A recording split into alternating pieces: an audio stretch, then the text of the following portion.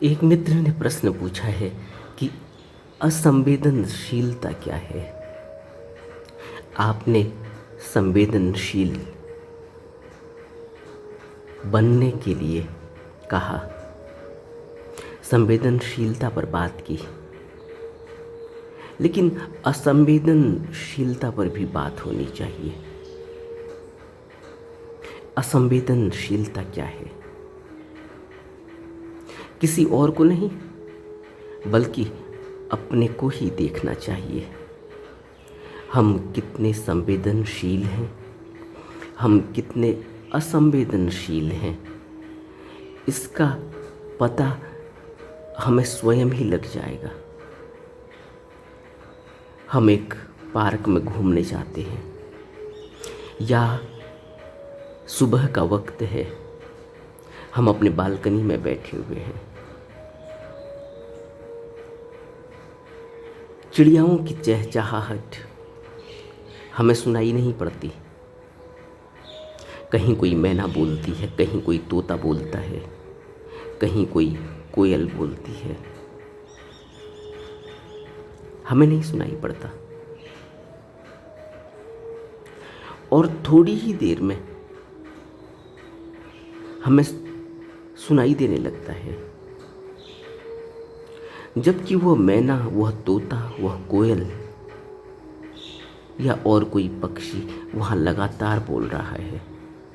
हमें क्यों नहीं सुनाई देता? हमें तब तक क्यों नहीं सुनाई दिया और फिर अचानक क्यों सुनाई दिया? हमें इसलिए नहीं सुनाई दिया क्योंकि हम विचारों में संलग्न हैं। हमने अपने आप को इतने विचारों में बुना हुआ है, जकड़ा हुआ है, संलग्न किया हुआ है कि हमें कोई भी आवाज़ सुनाई ही नहीं देती। आपने देखा होगा कि कोई व्यक्ति रास्ते पर चल रहा हो, बड़बड़ाता हुआ चलता है, बोलता हुआ चलता है। यह व्यक्ति ऐसी स्थिति में पहुंच गया है कि इसके विचारों की ओहापोह, इसकी इंटरनल चैटरिंग इतनी ज़्यादा हो चुकी है कि वह मुंह के रास्ते बाहर आने लगी है। यह एक प्रकार की विक्षिप्तता है, पागलपन है, असंवेदनशीलता की हद है। और असंवेदनशीलता का मुख्य कारण है स्वार्थ। जो व्यक्ति अपने स्व में संलग्न है, जो व्यक्ति अपने आत्मार्थ में संलग्न है, उस व्यक्ति के अंदर असंवेदनशीलता होना स्वाभाविक है। और उसकी असंवेदनशीलता इतनी ज़्यादा हो जाती है कि वह फिर यह भूल ही जाता है कि कहाँ कोई आवाज़ हो रही है, कहाँ कोई उसको आवाज़ लगा रहा है, कहाँ कोई उसकी बात कर रहा है, उसके शरीर में क्या हो रहा है, उसके मन में क्या हो रहा है, वह कहाँ खड़ा है, वह कहाँ चल रहा है, वह क्या बात कर रहा है और वह किस टॉपिक पर बात कर रहा है। बात करते करते भूल जाता है। आपने देखा होगा, आपके जानने में भी ऐसे लोग होंगे जो बात करते करते भूल जाते हैं। बात कर रहे होते, करते करते वो किसी और ही डायरेक्शन में चले जाते हैं। और कई बार तो बात करते करते वो भूल जाते हैं और पूछते हैं कि मैं क्या बात कर रहा था, मैं किस टॉपिक पर बात कर रहा था, मैं क्या कह रहा था। ऐसा क्यों होता है? यह व्यक्ति अपने विचारों में इतना ज़्यादा संलग्न हो चुका है कि इसकी अब तारतम्यता हटने लगी है।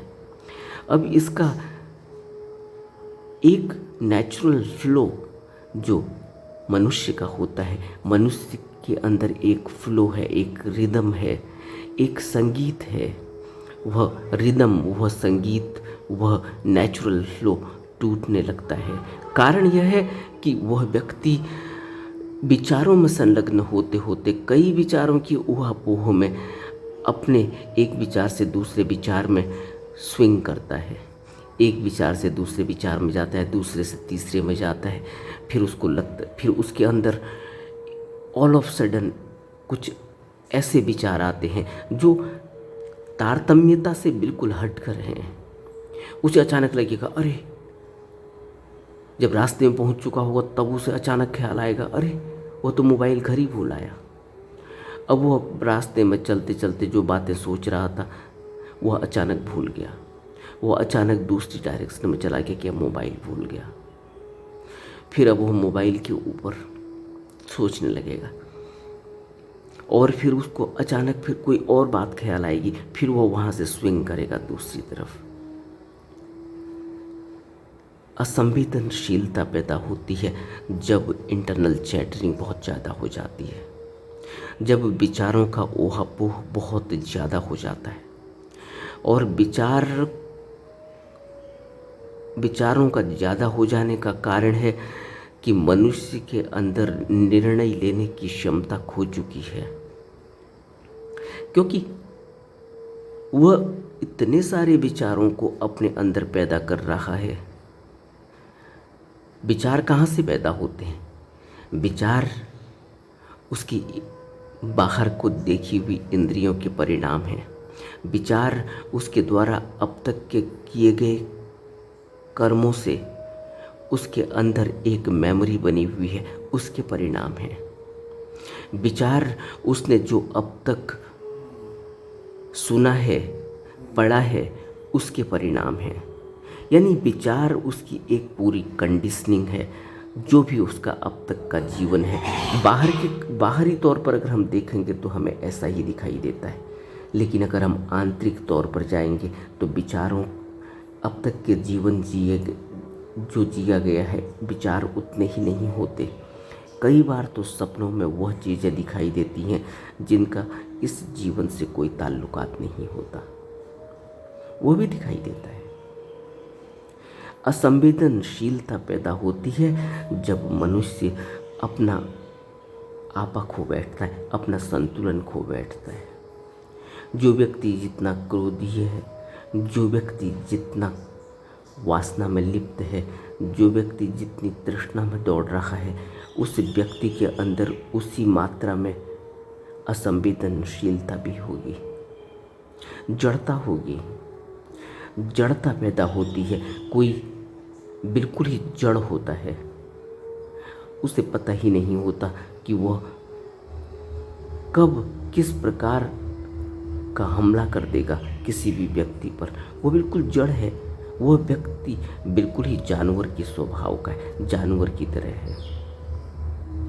देखा ना आपने, बहुत से लोग ऐसे जघन्य अपराध कर देते हैं जिसको बहुत से लोग कभी कल्पना भी नहीं कर सकते अपने जीवन में। कारण है मनुष्य की जड़ता, उसका जानवरपन। उस व्यक्ति के अंदर अभी बुद्धि का विकास नहीं हो पाया, वो असंवेदनशील है। इसीलिए तो जानवर के अंदर बहुत ज़्यादा संवेदनशीलता नहीं होती, मनुष्य के अंदर उससे ज़्यादा संवेदनशीलता हो सकती है।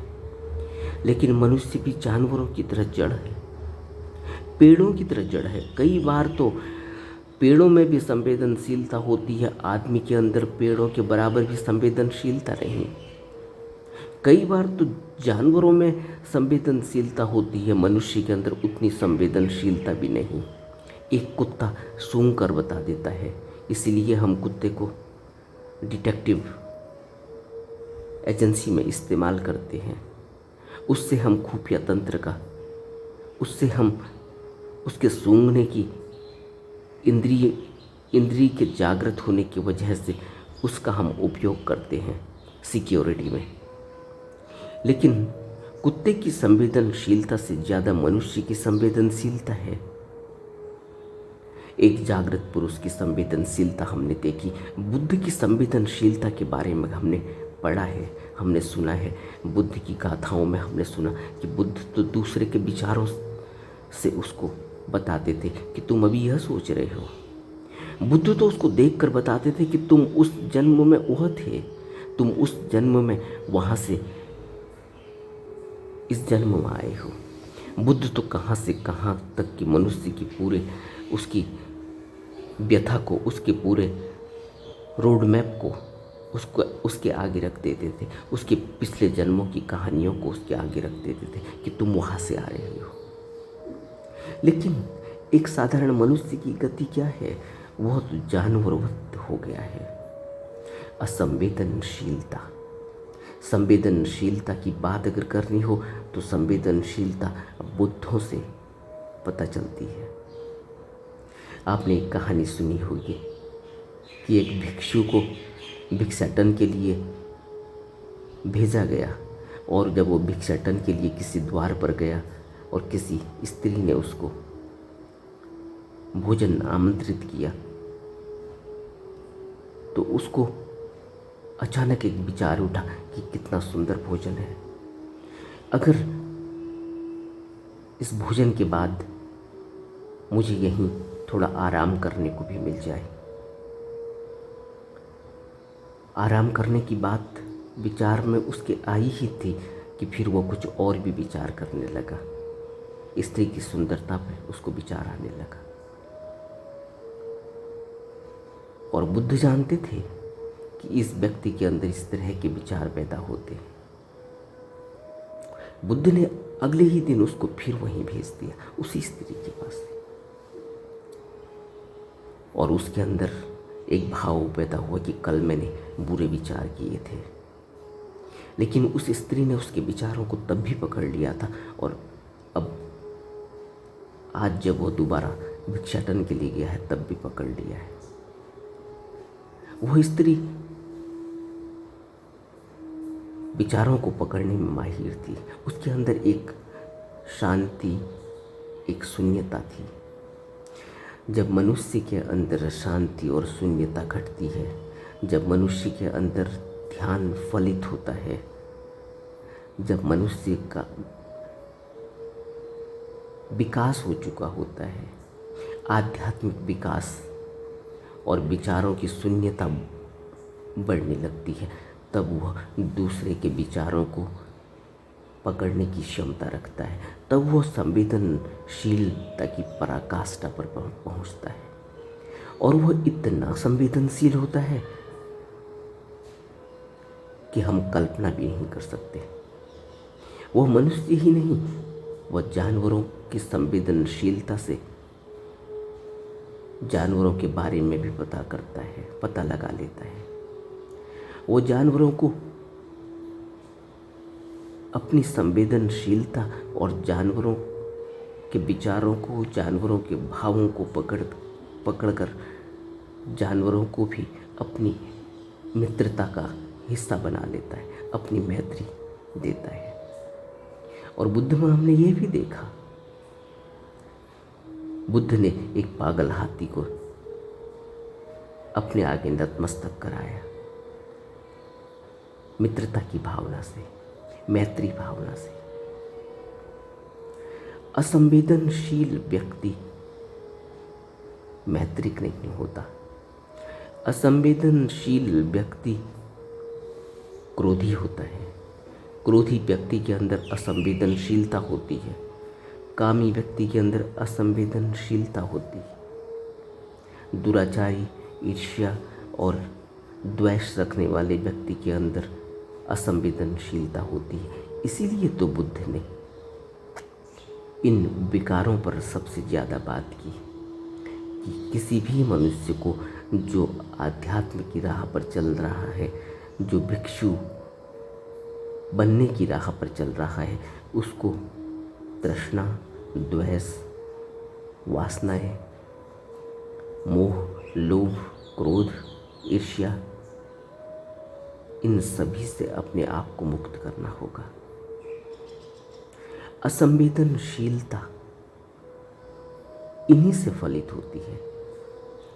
और एक साधारण व्यक्ति में यह सभी विकार पूरी तरह से मौजूद रहते हैं। कोई विकार बहुत ज़्यादा है, कोई विकार थोड़ा कम है, लेकिन विकार तो सभी रहते हैं। और असंवेदनशीलता, आपने देखा एक व्यक्ति क्रोधी होता है, क्रोध में उसके अंदर असंवेदनशीलता इतनी ज़्यादा होती है कि उसे पता ही नहीं चलता कि वो क्या बोल रहा है। उसे पता ही नहीं चलता कि वह क्या कर रहा है। उसे पता ही नहीं चलता कि उसके कृत्य से कितना बड़ा नुकसान उसका हो जाएगा। और हम जानते हैं कि क्रोधी व्यक्ति को फांसी की सज़ा भी मिल सकती है अगर उसने किसी व्यक्ति की जान ले ली। हम जानते हैं कि क्रोधी व्यक्ति से अपना ही कितना बड़ा आत्मघात कर लेता है, शरीर का घात कर लेता है, जब उसके क्रोध से उसके अंदर इतने बड़ी मात्रा में केमिकल रिएक्शन होते हैं कि उसका पूरा खून ही बेकार हो जाता है। उसके ऑर्गन्स पर असर पड़ता है, उसके अंग प्रत्यंग पर असर पड़ता है और वह अंग प्रत्यंग उस क्रोध के वेग को झेल नहीं पाते और वह बीमार पड़ने लगते हैं।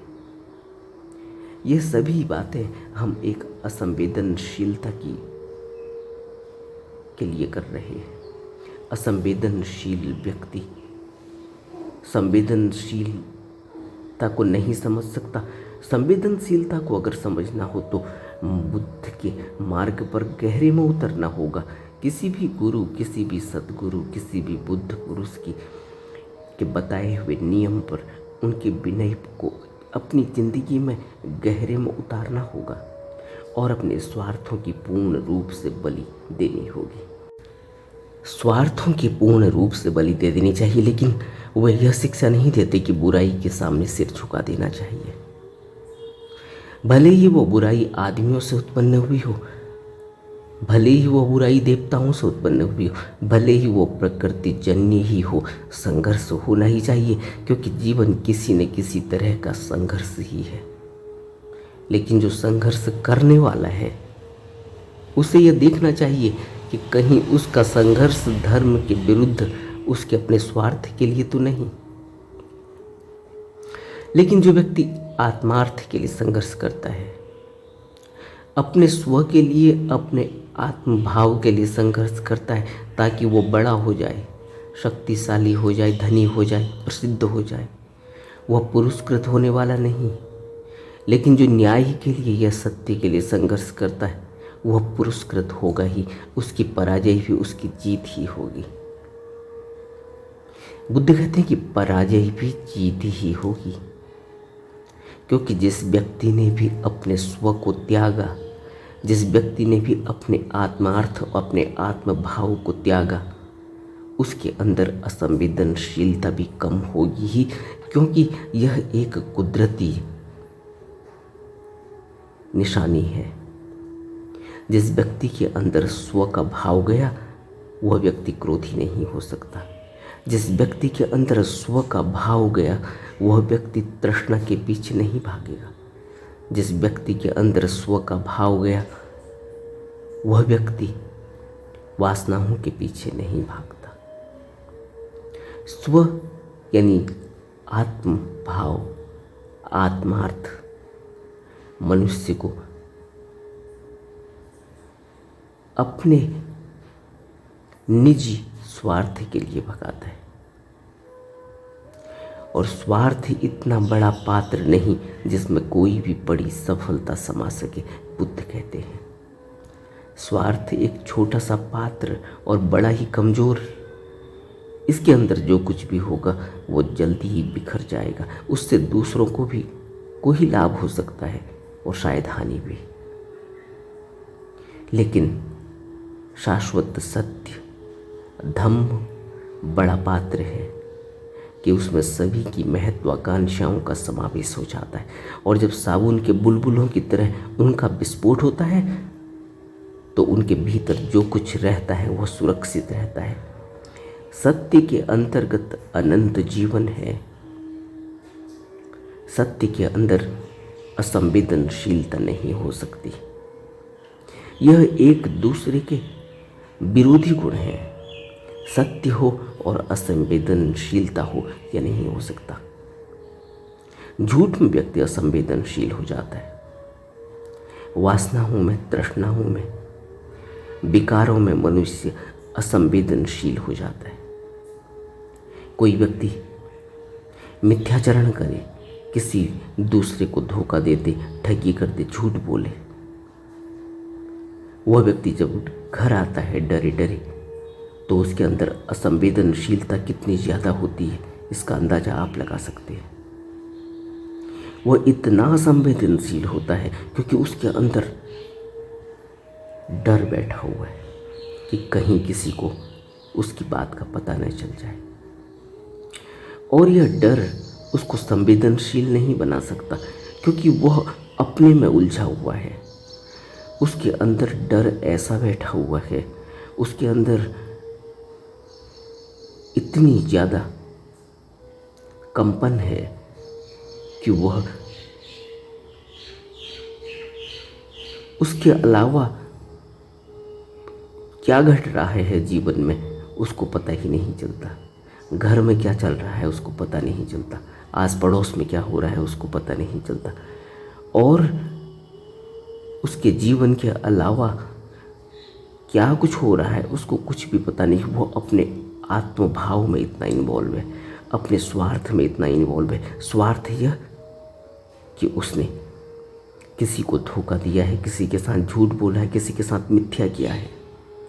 आज वह मिथ्याचरण की वजह से उसका दिमाग पूरी तरह से बंद हो चुका है। अब उसके अंदर संवेदनशीलता नहीं, वह अपने में ही बुन रहा है, अपने ही विचारों में उस मिथ्याचरण से निकलने के न जाने कितने रास्ते ढूंढ रहा है, न जाने कितने विचार उसके अंदर उपज रहे हैं, और इन विचारों की वजह से वो इतना संवेदनशील हो चुका है कि उसे अब कुछ भी सूझता नहीं, कुछ भी नज़र नहीं आता, कुछ भी सुनाई नहीं पड़ता और कुछ भी दिखाई नहीं पड़ता। असंवेदनशीलता एक रोग है, और असंवेदनशीलता का रोग पैदा होता है मनुष्य की विकृति से, विकारों से, मनुष्य के स्वार्थ से, मनुष्य के आत्मभाव से, आत्मार्थ से, मनुष्य के अनित्यता को नित्यता समझ लेना, अनित्य को नित्य समझ लेना, इस जीवन को सच समझ लेना। यहाँ से असंवेदनशीलता पैदा होती है, और जो व्यक्ति जितना असंवेदनशील है वह व्यक्ति आध्यात्म के राह पर उतनी ही दूर है। और असंवेदनशीलता की वजह से ही जब वह आध्यात्म के रास्ते पर चलता है, जब वो आनापान स्मृति और विपश्यना का सहारा लेना चाहता है, तो उसको शुरू में बहुत मुश्किल का सामना करना पड़ता है, क्योंकि उसकी असंवेदनशीलता की वजह से। इसीलिए उसे पता ही नहीं चल पाता उसकी सांस चल भी रही है, उसे पता ही नहीं चलता कि वो आती जाती सांस को देखता है, लेकिन वह अपने विचारों में खो जाता है। उसके विचारों में खो जाने का अर्थ ही यह है कि उसकी दौड़ इस संसार में इतनी ज़्यादा है और उसकी संलग्नता आवश्यकीय और अनावश्यकीय कार्यों में इतनी ज़्यादा है कि वह अपनी आती जाती सांस को बहुत लंबे समय तक देख ही नहीं पाता। बहुत लंबे समय तक तो छोड़ो, वह अपने आती जाती सांस को 1 सांस 2 सांस और 5 सांस के बाद ही वो पता नहीं कहाँ चला जाता है।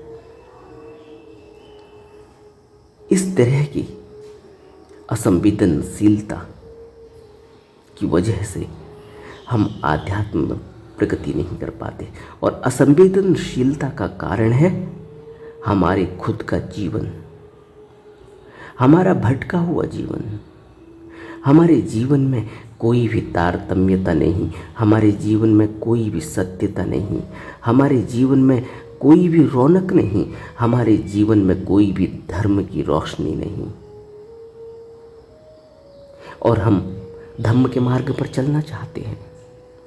हम बुद्ध के उपदेशों को सुनना चाहते हैं, पढ़ना चाहते हैं, बार बार दोहराते हैं, लेकिन जो हमारा अपना जीवन है उसमें उसकी कोई खुशबू नहीं, क्योंकि हमारा जीवन स्व पर आधारित है,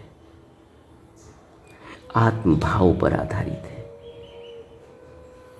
हमारी तृष्णा इतनी ज़्यादा है कि हमें जो भी वस्तु दिखती है, हमें जो भी व्यक्ति दिखता है, हमें जो भी इस संसार में, इस कुदरत में दिखता है, वो सब हमें चाहिए ही। अगर नहीं भी चाहिए तो उसमें हमारी आंख तो अटकी जाती है। और जहाँ भी व्यक्ति के अंदर इतनी ज़्यादा तृष्णा हो, इतना ज़्यादा लोभ हो, लालच हो, इतनी ज़्यादा कमी हो और रिक्तता हो, उस व्यक्ति के अंदर संवेदनशीलता कैसे पैदा होगी? संवेदनशीलता तो भराव से पैदा होती है, खालीपन से नहीं पैदा होती। एक अर्थ में भराव चाहिए, यानी किसी भी प्रकार का कोई भी भोग लेने की इच्छा, कोई भी प्रकार, किसी भी प्रकार की तृष्णा, वासना, कामना नहीं होनी चाहिए। और दूसरे प्रकार से पूरी तरह से रिक्तता होनी चाहिए, यानी एक शांत और रिक्त मन होना चाहिए। जितना शांत और खाली मन होगा, यानी विचारों से खाली होगा, यानी विचारों से शांत होगा, उस खाली मन में संवेदनशीलता पैदा होगी। जैसे मैंने शुरू में आपसे कहा कि एक मैना कोई अपना गीत गा रही है, कोई तोता अपना गीत गा रहा है, हमें नहीं सुनाई पड़ता क्योंकि हम विचारों की उलझन में हैं, और विचारों के खाली होते ही हमें वो संगीत सुनाई देने लगता है। तो हमें इतना खालीपन चाहिए मन में, लेकिन यह खालीपन दुख का परिणाम नहीं, यह खालीपन ध्यान का परिणाम है। इसीलिए सभी बुद्ध पुरुषों ने एक स्वर में ध्यान की बात कही कि बिना ध्यान के मनुष्य स्वतंत्र नहीं हो सकता, बिना ध्यान के मनुष्य निर्वाण पथ पर नहीं चल सकता, और बिना ध्यान के कोई मुक्त नहीं हो सकता। अगर मुक्ति चाहिए, अगर इस भवलोक से